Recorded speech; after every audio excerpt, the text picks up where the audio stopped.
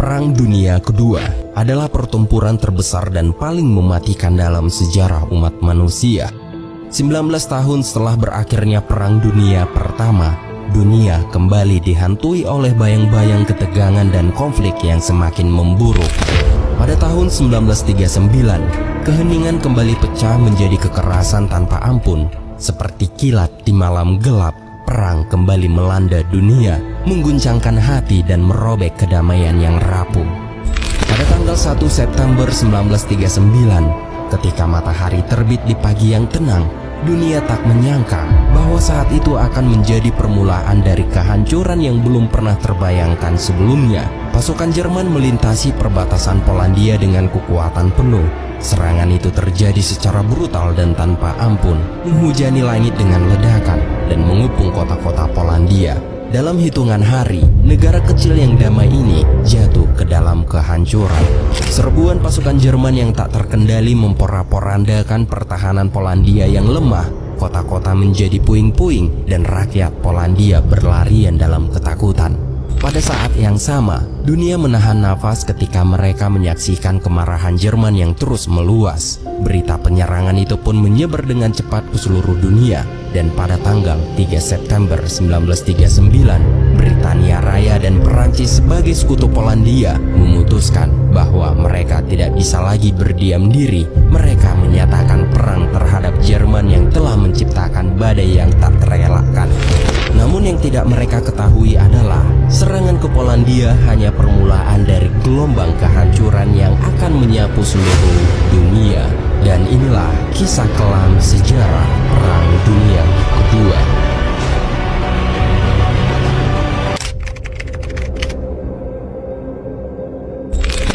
Tahun 1939, Jerman dipimpin oleh diktator Nazi yaitu Adolf Hitler. Dia meyakini rakyatnya merupakan ras unggul yang ditakdirkan untuk menaklukkan Eropa. Pasukannya telah berjalan memasuki Austria dan Cekoslowakia. Namun Perang Dunia Kedua dimulai saat Hitler menugaskan angkatan udara Jerman yang dikenal sebagai Luftwaffe untuk menginvasi Polandia. Serbuan pasukan Jerman yang tak terkendali memporak-porandakan pertahanan Polandia yang lemah. Kota-kota menjadi puing-puing dan rakyat Polandia berlarian dalam ketakutan yang sangat mendalam. Setelah 3 minggu dalam penyerangan, ibu kota Polandia jatuh ke tangan Jerman.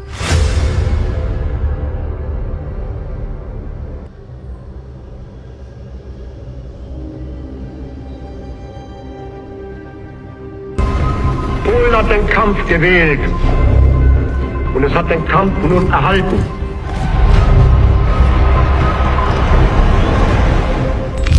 Setelah Jerman berhasil menduduki Polandia, teror pun dimulai. Pasukan Jerman menangkap rabi ortodoks, kemudian mengikatnya di atap sinagoge kayu dan membakarnya hidup-hidup. Dan pasukan Jerman hanya menentukan kapan mereka akan membunuh semua warga Polandia. Sehingga satu-satunya pilihan yang tersisa bagi para penduduk adalah membela diri dan melindungi keluarga mereka sebisa mungkin. Walaupun secara perlahan-lahan semua pembantaian itu terjadi. I remember seeing the dead horses and the ruined buildings. My mother burst crying and she threw up when she saw everything that was happening. It was just such a shock. We were simply overwhelmed by the German military might. It was a feeling of being in a trap. There was no way out. The Germans started the terror immediately. They brought in the Orthodox rabbi and tied him up to the roof of the wooden synagogue and started a fire, and they all died right in front of my eyes. Setelah menduduki Polandia, Hitler hendak membentuk kekaisaran Jerman dengan menginvasi negara-negara timur. Namun Inggris Raya dan Perancis memiliki pakta dengan Polandia, sehingga Inggris Raya dan Perancis menyatakan perang dengan Jerman. Just to bring you up to date on the news of Europe, if you were just carrying on your radios, Great Britain is now at war with Germany. Setelah menyatakan perang dengan Jerman, anak-anak di Paris dan London diamankan ke perdesaan. Lalu Perancis dan Inggris meminta bantuan pasukan kolonial mereka dari Asia dan Afrika. En monde de maîtres et d'esclaves, nous avons à sauver la liberté et la dignité humaine. Pasukan sekutu menyebar di sepanjang garis Maginot, sebuah rangkaian bunker dengan benteng di sepanjang perbatasan Jerman. Selama 8 bulan, kedua kubu saling mengawasi dari sisi berseberangan.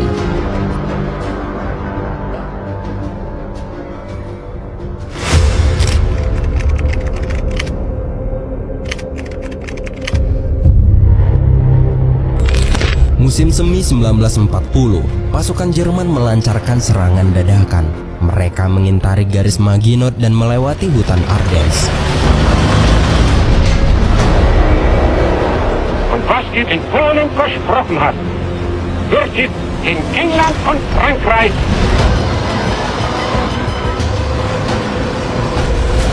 Die anderen sind ja schon nach Polen gegangen und ich wollte unbedingt doch was erleben. Ne? Ich war begeistert.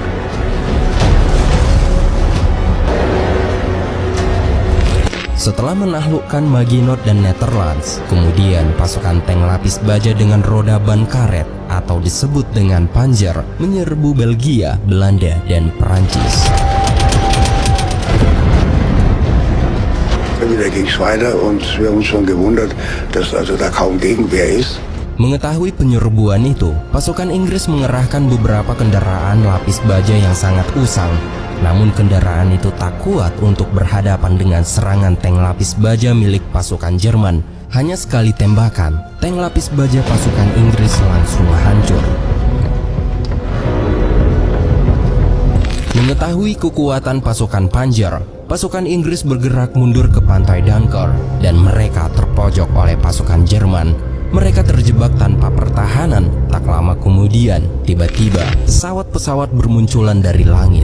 Pesawat-pesawat itu berdesing, menungkik, dan mulai menembaki pasukan Inggris.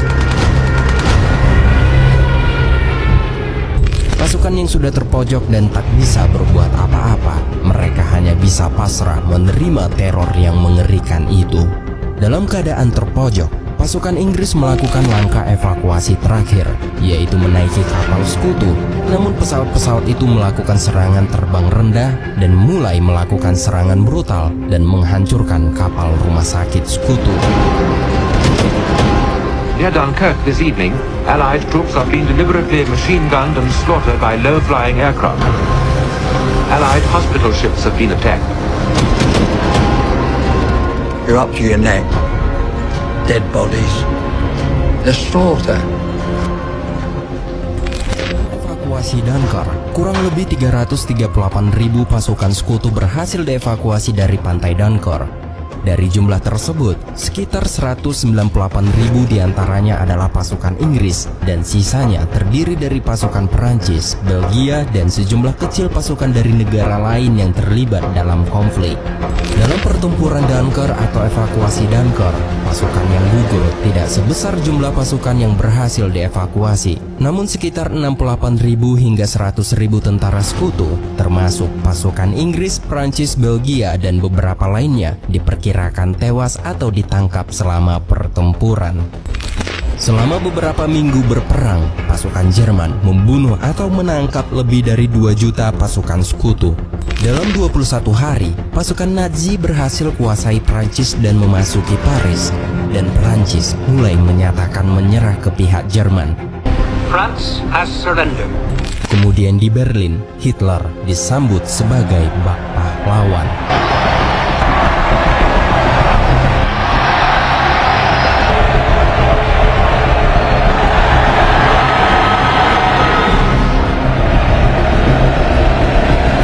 Pasukan Nazi kini menguasai sebagian besar Eropa. Hanya Inggris Raya yang jadi penghambat. Winston Churchill, Perdana Menteri Inggris pada tahun 1940, tak mau tunduk dengan peringatan Hitler. Kini Hitler mempersiapkan serangan mematikan terakhirnya. Ia berencana melakukan invasi berskala besar ke Inggris Raya. Namun terlebih dahulu, ia harus melumpuhkan Angkatan Udara Inggris Raya. Britain, alone, will continue the struggle.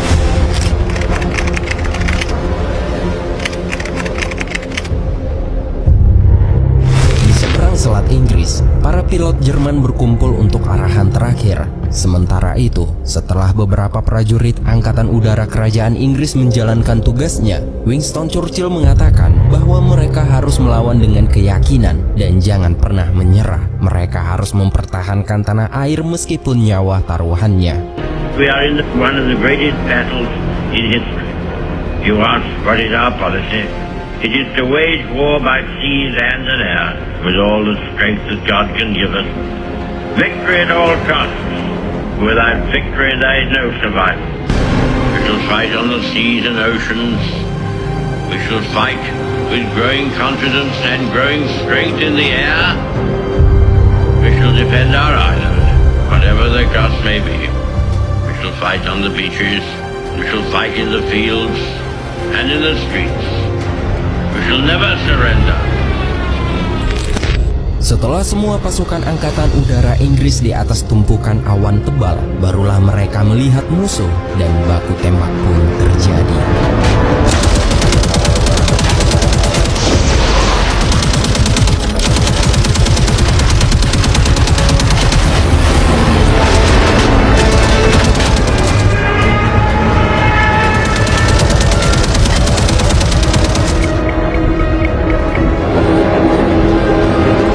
Pertempuran Angkatan Udara ini pun berlangsung selama 12 minggu dan pada akhirnya di bulan September sebanyak 1.600 pesawat Jerman ditembak jatuh.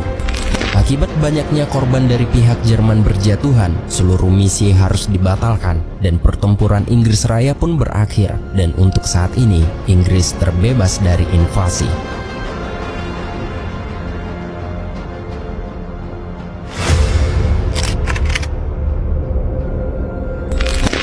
Hitler bukan satu-satunya diktator yang membayangi Eropa. Italia punya orang berkuasa sendiri, yaitu Benito Mussolini, merencanakan kesepakatan dengan Hitler dan menyiapkan militernya sendiri. Scendiamo in campo contro le democrazie dell'Occidente. Corri alle armi e dimostra la tua tenacia, il tuo coraggio, il tuo valore.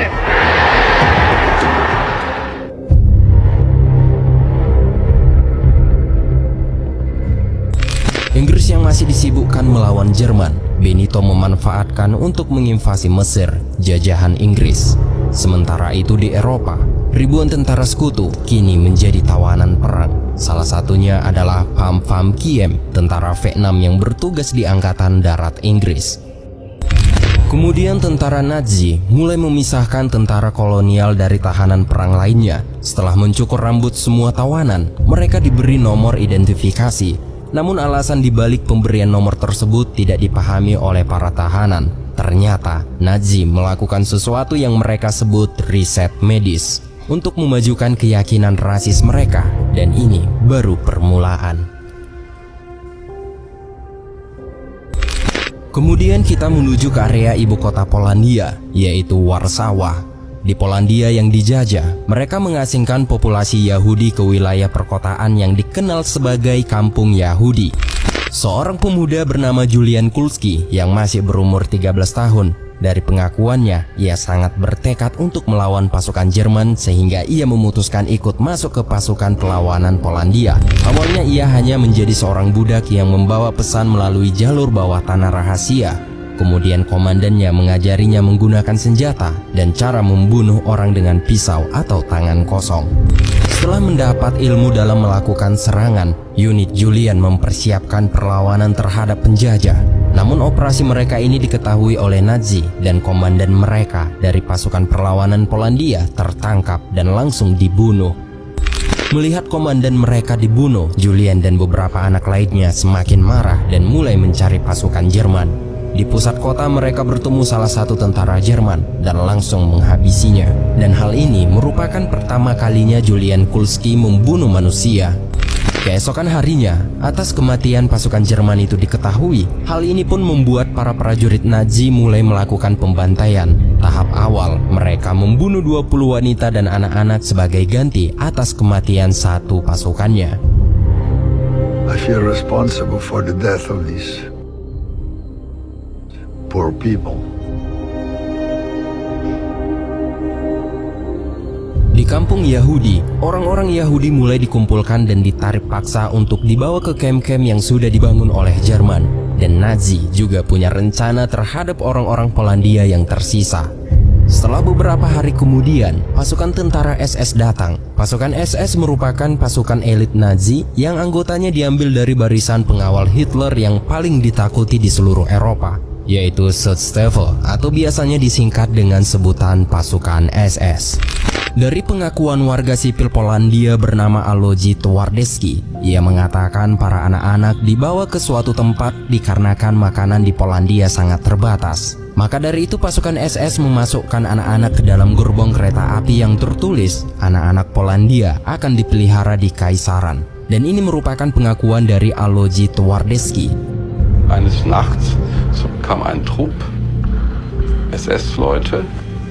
Man erzählte den Müttern, da es sehr schlecht mit den Lebensmitteln für Polen bestellt war, Sie wissen, dass man die Kinder aufpäppeln wollte und ins Reich bringen würde, in so ein Kinderlager. Weiß ich noch, auf einmal befand ich mich, und die Kinder wurden dann ihnen aus den Armen gerissen, in die Züge. Wobei auf den Waggons stand, polnische Kinder zur Ernährung ins Reich. Aloji Twardowski adalah salah satu dari 20.000 anak Polandia yang diculik pasukan SS saat itu. Dan ketika semua anak-anak sudah memasuki remaja, Hitler menjadikan mereka semua sebagai prajurit Jerman yang akan berperang. Deutsche Jugend, wir wollen ein Volk sein. Und ihr, meine Jugend, soll dieses Volk nun lernen, denn ihr seid Fleisch. Von unserem Fleisch und Blut, von unserem Blut. Und in euren jungen Gehirn brennt dasselbe Geist, der unten herrscht. Vor uns liegt Deutschland, in uns marschiert Deutschland und hinter uns kommt Deutschland.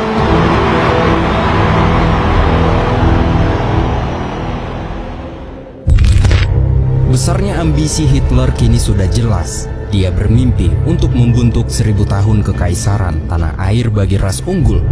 Kemudian hari setelah mempersiapkan persiapan, Jerman kembali melakukan serangan ke Inggris. Dalam teror operasi militer yang baru ini, Jerman menjatuhkan bom-bom di perkotaan Inggris. German aircraft carried out a number of attacks on Great Britain last night. The raid was scattered over many parts of the country. Sementara itu, fasis Italia menginvasi Greece atau Yunani tetangganya. Troops are moving forward on all fronts after breaking through the weak Greek resistance.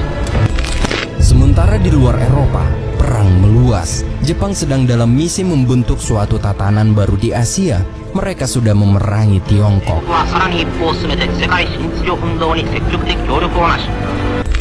Dan kini, Nazi Jerman, fasis Italia, dan imperialis Jepang sepakat untuk bergabung membentuk aliansi baru yang tangguh, dan mereka dikenal sebagai Blok Poros. Mereka berniat menguasai dunia.